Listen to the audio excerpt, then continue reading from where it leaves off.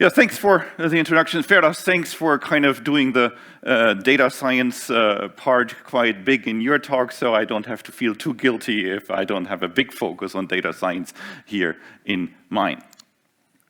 Can I? Okay, yeah, there we go. So I will talk about bridging the virtual and physical, and I get a small focus on education in there. So my name is Ulrich Norbisrath. I'm a professor of distributed systems here at the University of Tartu, even if I have a background in software engineering, so there was a little bit of a mix-up here on the presentation.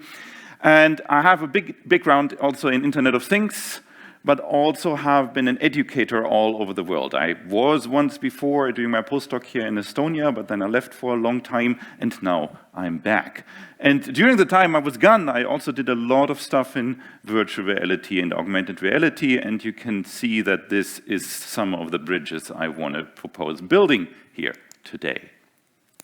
So, but if I look around, and even if there's a lot of light, I think we have managed to create another desk by PowerPoint just right away. And I want to use this to build a bridge actually to Kuldar here at this moment and ask you for the next 10 minutes to kind of set a part of your mind aside and watch some of the emotions I might be able to create here in this talk. So let's see if I manage to offend you. Let's see if I can make you happy, can create joy in you, or maybe I can even inspire you. So kind of watch for these three things. If you find others, great. But so maybe to make it a little bit more interesting and not let you die here, watch for these three emotions, kind of offense, joy, and inspiration.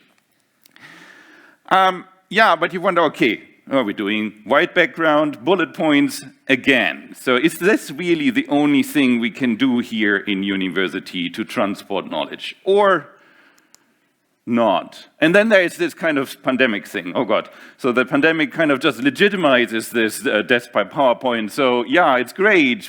Now we know that this is instruction. Yeah. And now we have Zoom.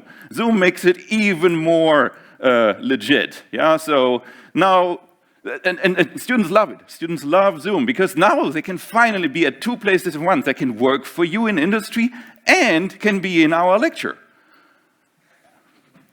Or not, or just watch our lecture afterwards in double speed and are happy that we didn't interact with them because we couldn't because they were at work. So, yeah. But I wonder, maybe there's another option that brings things here together.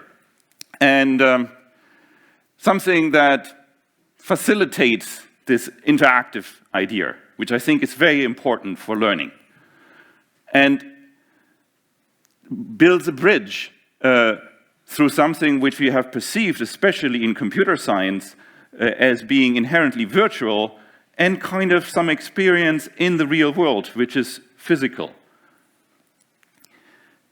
So I wonder, hey, just a small hand count. Who of you loves Zoom? There's just one person who loves Zoom. Who hates Zoom? It's better than alternatives.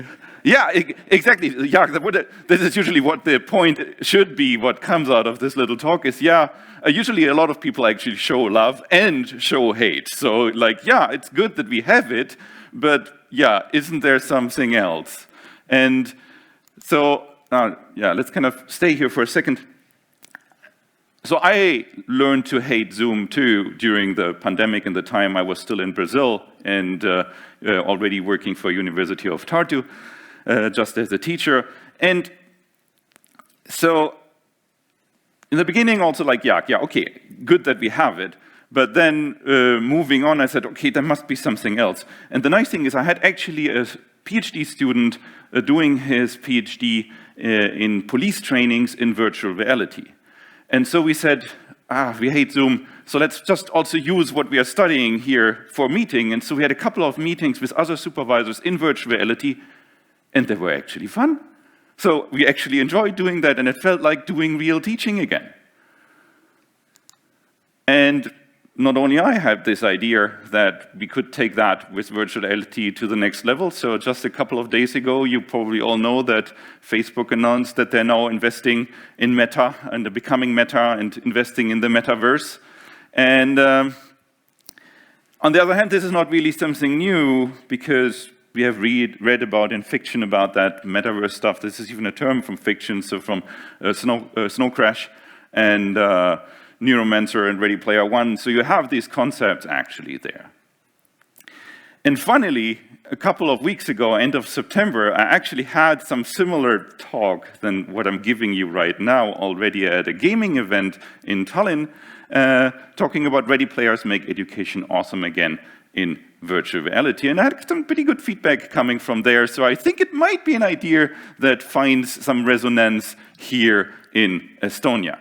And I've actually used in education virtual reality and augmented reality quite a long time already.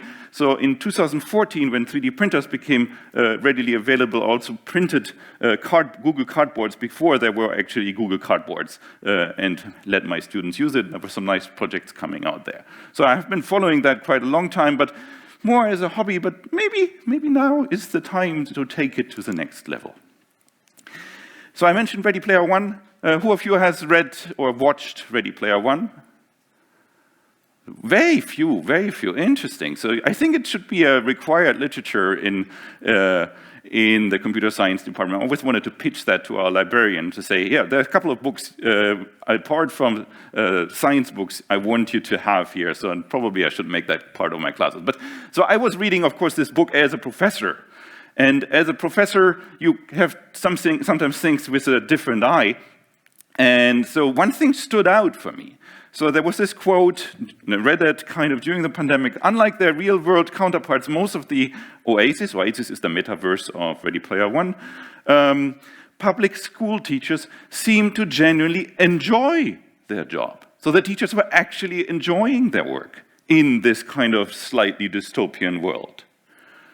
So, and I didn't have so much joy teaching during the pandemic, so I was thinking, that would be nice if we could actually replicate this joy, make teaching joyful again, both for the teachers and the students. But there was another, and we have a lot of companies in Estonia who kind of work on that already, kind of using gamification and even virtual reality. I'm working a little bit with PhotoClass and PhotoLab to bring that there. But there's another point that might be not so industry-friendly that is also mentioned in the book, but might be a key point for making this a reality. And so here, when Ogden and Kira, two of the main protagonists in Ready Player One, retired to their home in Oregon, they created a non-profit organization that was actually providing a base for offering free education to everyone in there. And there's another foundation mentioned in there that provides hardware and internet to everyone to access this system.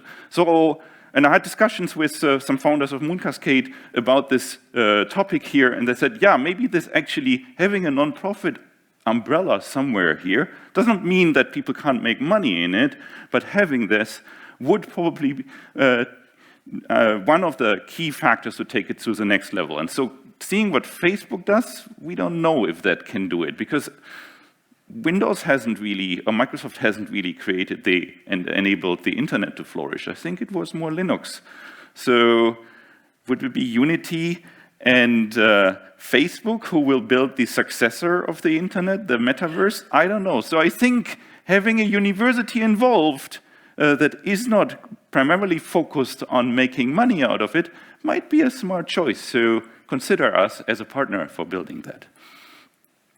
So basically, I hope some of you will join me to build the education of the future, something that might be free for everyone, something like has a foundation like Khan Academy, like Wikipedia, so going in these directions, but also fun and engaging for learners, teachers, and developers, and there might be a mix between these persons. Everybody in such a realm could be a teacher, a learner, and a developer, and so we could maybe create a hybrid between these persons in there.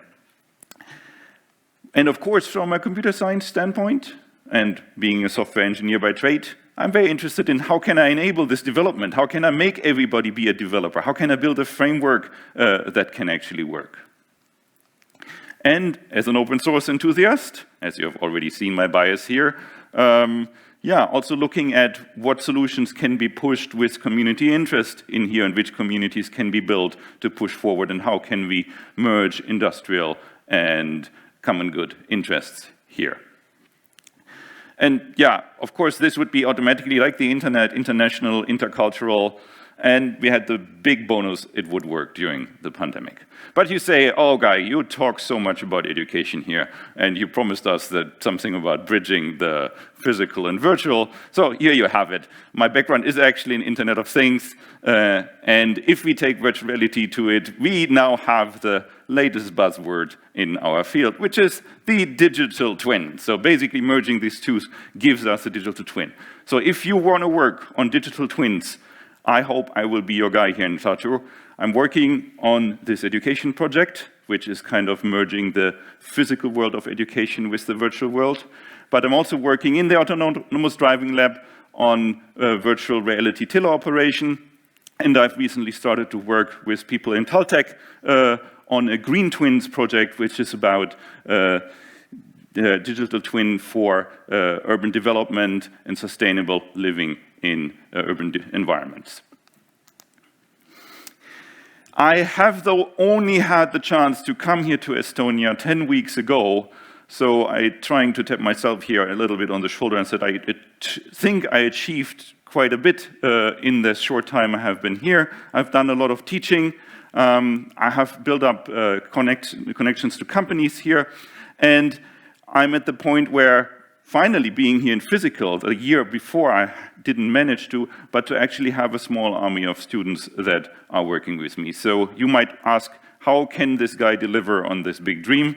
But I do have a couple of persons already working for me, being very enthusiastic, both about the digital twin idea as about education in VR. So I definitely will already have some results, but I need more help. I need more people who are interested in this. I need people who are brave in industry to have them prototypes. And let me actually analyze their problems and successes in there to learn from it and plan how a framework or a foundation in this realm could work. If you are more interested in the education area, please also talk with me. So if the virtual reality scares you, maybe there's something else we can do. And so I have to be a thorn in the flesh now, so if I haven't managed to offend you until now, maybe you're at it now. There's one thing which makes my job as a teacher at this university extremely hard, and this is that most of my students have a full-time job while I have to teach them. So my students are working 50 hours a week already to make money, and then I'm putting another 50 hours per week on them. And if this happens, I will not create great people. I will create shortcutters, people who take the shortest way to success everywhere. People will not explore. There will be nothing about finding great new ideas. They're super scared of making mistakes. So there's no boldness, they will only copy. And there will be no experience coming out of university, mostly fear. So allow me to create critical thinkers, leaders of the future, and let's talk about it, how we can realize it. And one small more idea I want to pitch is, let's do some more exchanges together. Come and teach, and let us experience what you are doing. So let's work on something where industry and university comes together. So are you ready to build some bridges with me? Do something in education with me, with or without virtual reality? Do you want to explore digital twins? Do you want to influence teaching? Then please reach out to me on my webpage, either via chat, email, virtual reality, or maybe even pleasurably with some in-person coffee, and shape the future here together. Thank you. Thank you very much. Well, we have finally a first question from the workshop. Thank you very much. It says, what about virtual environment security? What do you think about cybersecurity and ethical issues? And lastly, do you think, is there any need for a new legislations or laws accordingly? Oh, yes, I do think there is a need in everything of that. When I'm coming from the area of the Internet of Things and always jokingly talk about the Internet of broken things, and the same problems we have there are, of course, applying in virtual reality. But of course, there's a lot of things. When you see Facebook is basically creating our future here, how many privacy issues are we signing up for? Yes, I think we need a lot of people who are working there, not only in this not only in the privacy and general security issues, but also in the legal area and kind of, what can we allow? How can such a foundation that is kind of brings industry and non-profits together, how can this work? So there would be a lot of help needed in actually making this happen, even from the legal side, yes. All right. Thank you very much. Thank you. Did I manage to offend anybody? Did I inspire you? Good. All right. Thanks again for the very emotional presentation.